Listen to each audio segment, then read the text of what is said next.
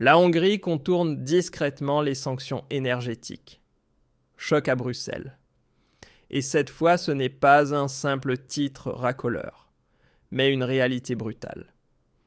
Pour tous ceux qui croient encore que Viktor Orban se laisse docilement mener par l'Union européenne, tel un taureau par le nez dans la cage énergétique. Tandis qu'à Bruxelles, les bouchons de champagne sautent et que l'on se congratule avec suffisance pour de soi-disant sanctions historiques contre la Russie, la Hongrie en coulisses tire déjà les ficelles d'un tout autre accord. Et non, ce n'est pas une théorie du complot, c'est un secret de Polichinelle, confirmé par les médias actuels et les réalités politiques du moment. Orban lui fait simplement ce qu'un chef d'État souverain est censé faire, il défend les intérêts de son pays. Et ce faisant, il neutralise au passage les sanctions gazières de l'UE, avec élégance, en toute légalité, et selon un cas. La Hongrie contourne discrètement les sanctions énergétiques. Choc à Bruxelles. Et cette fois, ce n'est pas un simple titre racoleur, mais une réalité brutale. Pour tous ceux qui croient encore que Viktor Orban se laisse docilement mener par l'Union européenne, tel un taureau par le nez dans la cage énergétique. Tandis qu'à Bruxelles, les bouchons de champagne sautent et que l'on se congratule avec suffisance pour de soi-disant sanctions historiques contre la Russie, la Hongrie en coulisses tire déjà les ficelles d'un tout autre accord. Et non, ce n'est pas une théorie du complot, c'est un secret de Polichinelle, confirmé par les médias actuels et les réalités politiques du moment. Orban lui fait simplement ce qu'un chef d'État souverain est censé faire, il défend les intérêts de son pays.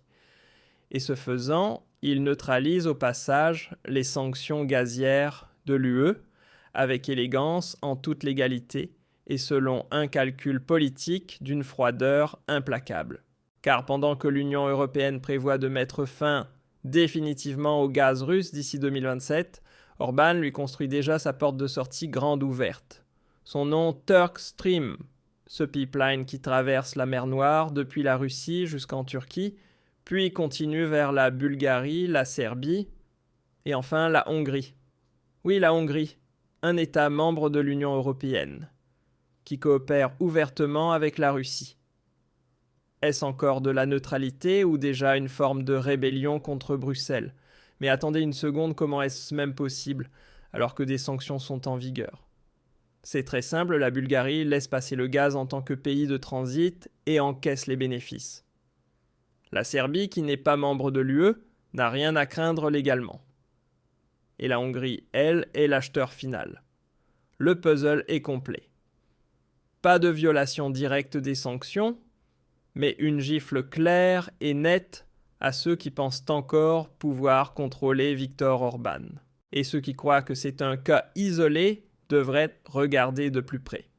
Un tribunal néerlandais a récemment gelé les avoirs du gestionnaire de Turkstream South Stream Transport suite à des réclamations d'entreprises ukrainiennes dont les biens avaient été saisis en Crimée en 2014. Ça paraît lointain à première vue, mais qu'a fait Orban? Il a proposé à l'entreprise de déménager son siège social en Hongrie, hors de portée des tribunaux occidentaux dans une zone de confort juridique. Encore un coup qui fait passer Bruxelles pour un acteur dépassé. Salutations à tous ceux qui, en entendant le mot « démocratie », ne pensent pas à la censure. Bienvenue dans le monde du dissimulé, pendant qu'Ursula von der Leyen rêve à Bruxelles de rendre l'Europe indépendante sur le plan énergétique, Orban lui crée les faits. Et cela ne date pas d'hier. Depuis des années, la Hongrie tisse des liens étroits avec la Russie économique, stratégique, idéologique. Orban joue le jeu du XXIe siècle, tandis que l'UE se perd dans ses bulles morales idéologiques. Et c'est exactement là le problème. Les sanctions sont des tigres sans dents lorsqu'elles sont sapées de l'intérieur. Et ce n'est pas seulement la Hongrie qui le fait, mais aussi l'Autriche, la Serbie, et des pays tiers comme le Kazakhstan qui servent de point de transit pour le gaz russe re-étiqueté. Tout le monde le sait, mais personne ne l'avoue ouvertement. Mais Orban ne se contente pas d'en parler, il agit. L'UE menace de se fissurer, non pas à cause d'ennemis extérieurs, mais à cause de sa propre arrogance. Car tandis que Bruxelles exige l'unanimité, Orban utilise précisément ce principe comme levier de pression. Il bloque retard de manœuvre et au final, il obtient ce qu'il veut.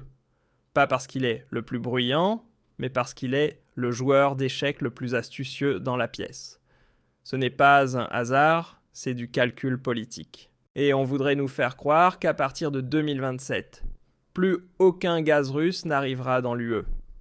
Que Orban se conformera soudainement à la ligne des sanctions, alors que toute sa politique énergétique est précisément centrée sur ce lien russe. Seuls ceux qui se mentent volontairement peuvent y croire. La réalité est simple, ce gaz continuera de circuler pas directement, mais indirectement. Pas via Nord Stream, mais par la Turquie, la Bulgarie, la Serbie et bien sûr la Hongrie. Mais il ne s'agit plus seulement de gaz. Il est question de pouvoir, d'influence géopolitique, de savoir qui décide réellement en Europe.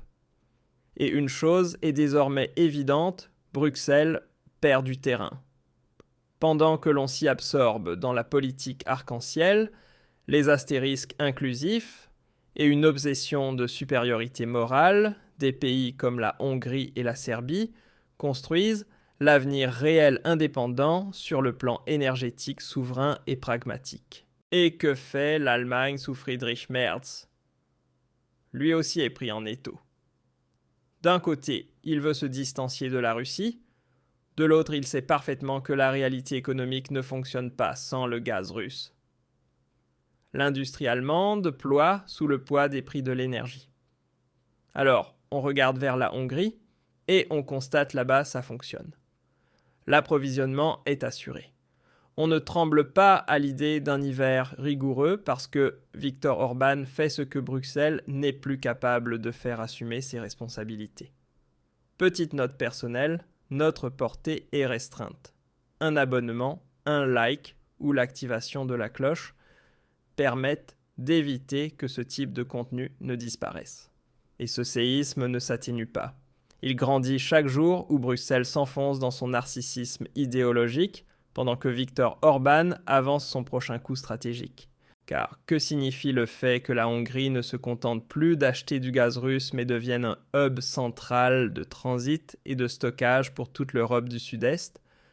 Cela signifie que dès 2027, l'UE sera confrontée à une réalité pour le moins embarrassante. On s'est imposé des sanctions à soi-même tout en ayant en son sein un État membre qui les contourne habilement, sans armes, sans violence, mais avec un calcul froid et méthodique. Et c'est précisément ce qui rend la situation si explosive. Bruxelles ne peut pas simplement annuler ce coup. On ne peut pas exclure Orban. On ne peut pas le contraindre tant qu'il respecte formellement les règles. Et il le fait du moins sur le papier. Mais entre les lignes, Orban écrit depuis longtemps sa propre politique énergétique. Une politique qui renforce la Russie, affaiblit le front des sanctions et déplace pas à pas le centre de gravité du pouvoir en Europe. Salutations à tous ceux qui pensent que la démocratie signifie marcher tous au même pas. Car c'est précisément ce que l'UE ne comprend pas. La souveraineté, c'est prendre ses propres décisions pas entérinées à Bruxelles, ce qui a été décidé à Washington ou à Berlin. Orban incarne cette vision. Il négocie avec la Chine. Il coopère avec la Russie. Il construit des alliances stratégiques avec la Serbie. Et que fait Bruxelles ? Des sanctions, de la diplomatie morale, des quotas de genre. Bienvenue dans le pays merveilleux du post-factuel. Pendant ce temps, des pays comme l'Autriche observent attentivement. Eux aussi disposent de contrats gaziers de long terme avec la Russie qui courent encore sur plusieurs années. Eux aussi savent que les sanctions ont davantage une portée symbolique que réelle. Et eux aussi pourraient suivre le modèle hongrois. Car une chose est certaine, lorsque le robinet du gaz se ferme, ce ne sont pas seulement les appartements qui gèlent, ce sont des économies entières. Et Viktor Orban le sait. Et Vladimir Poutine le sait aussi. Et soudain, l'absurdité de la situation apparaît au grand jour, l'UE, qui se met en scène comme une superpuissance morale, dépend précisément des pays qu'elle prétend vouloir mettre au ban politique. Et les sanctions, elles sont contournées via le Kazakhstan, via la Serbie, via l'Afrique du Nord, et désormais de manière tout à fait assumée par la Hongrie. L'éléphant dans la pièce est visible depuis longtemps, mais à Bruxelles, personne n'ose l'appeler par son nom. Et c'est précisément ici que commence la grande illusion. Car il ne s'agit pas seulement de gaz, il s'agit de crédibilité. L'UE s'est elle-même créée une dépendance énergétique, puis fait aujourd'hui comme si quelques décisions du Conseil suffisaient à l'effacer. La réalité est tout autre. La réalité, c'est celle-ci, la Russie vend son gaz. Point final. Et si ce n'est pas directement, alors par des détours. Mais au bout de la chaîne, les destinataires se trouvent toujours à Berlin, à Vienne, à Paris. Et que se passera-t-il lorsque cette mascarade éclatera au grand jour? Sanctionnera-t-on Orban? L'exclura-t-on? Coupera-t-on les fonds européens? Tout cela a déjà été tenté. Et tout a échoué parce qu'Orban a plus d'endurance, parce qu'il n'agit pas par idéologie, mais par stratégie. Et surtout, parce qu'il sait une chose, l'UE a plus besoin de lui qu'il n'a besoin de l'UE. Petite parenthèse, mais essentielle, si tu crois que l'État te protégera lors de la prochaine crise, regarde autour de toi. La vérité est simple, tu es seul.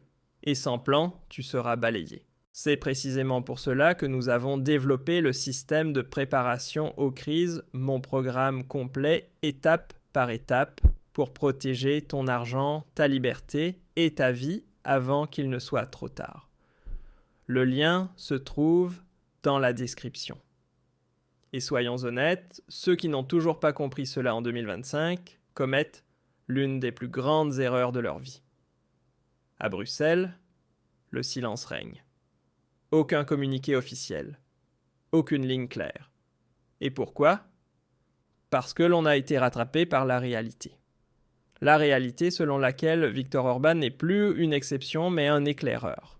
Et que d'autres pays suivront, peut-être discrètement, peut-être en coulisses, mais ils suivront. Parce que la question énergétique n'est pas morale, elle est existentielle. Et ceux qui pensent que l'on peut asphyxier Poutine d'une simple pression sur un bouton pendant que l'industrie continue de tourner n'ont rien compris. Salutations.